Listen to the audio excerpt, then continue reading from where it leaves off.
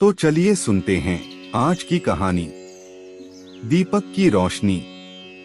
आज की कहानी एक ऐसे लड़के की है जिसने गरीबी, तकलीफ और समाज की ताने सुनकर हार मानने के बजाय भगवान पर भरोसा रखा और मेहनत को अपना रास्ता बना लिया।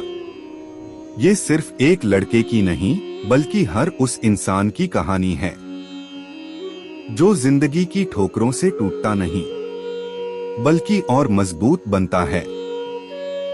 अगर आप भी जिंदगी के संघर्षों से जूझ रहे हैं तो ये कहानी आपके दिल को छू जाएगी और शायद आपको फिर से खड़ा कर दे।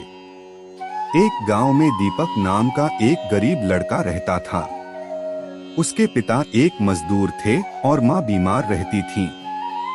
घर की हालत इतनी खराब थी कि कभी कभी 2 वक्त की रोटी भी नसीब नहीं होती थी। लेकिन दीपक के भीतर कुछ खास था, उसका विश्वास और उसकी मेहनत। हर सुबह वह भगवान के सामने दीप जलाता और कहता, हे प्रभु, मैं मेहनत करूंगा, बाकी आप संभाल लेना। वह स्कूल जाता, वहां से लौटकर खेतों में काम करता और रात को अंधेरे में बैठकर पढ़ाई करता।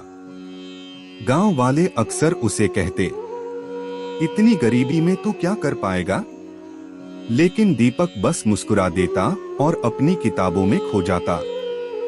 एक दिन गांव में एक प्रतियोगिता हुई, ज्ञानोदय परीक्षा, जिसमें जीतने वाले को शहर में पढ़ने का मौका मिलता था। गांव के सभी अमीर बच्चों ने भी हिस्सा लिया, लेकिन सबको हैरानी हुई जब दीपक ने पहला स्थान हासिल किया। उसकी मेहनत रंग लाई। वह शहर गया, पढ़ाई की और कई सालों बाद एक बड़ा अफसर बनकर गांव लौटा। उसने गांव के स्कूल की हालत सुधारी, अस्पताल बनवाया और सबसे जरूरी, लोगों के सोचने का नजरिया बदल दिया।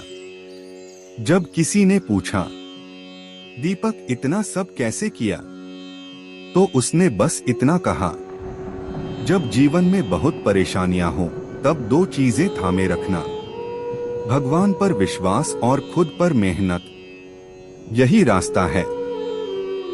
तो दोस्तों, इससे हमें ये सीख मिलती है कि जीवन में चाहे कितनी भी परेशानियां क्यों न हो, अगर हमारे अंदर ईश्वर पर विश्वास और खुद पर भरोसा हो तो कोई भी मुश्किल हमें हमारी मंजिल तक पहुंचने से रोक नहीं सकती।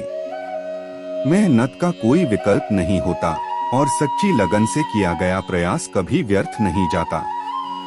ठोकरें चाहे जितनी भी लगें, अगर हौसला जिंदा है तो अंधेरे में भी रोशनी मिल ही जाती है, ठीक दीपक की रोशनी की तरह। अगर आपको ये कहानी पसंद आई हो तो कृपया लाइक, शेयर और सब्सक्राइब जरूर करें।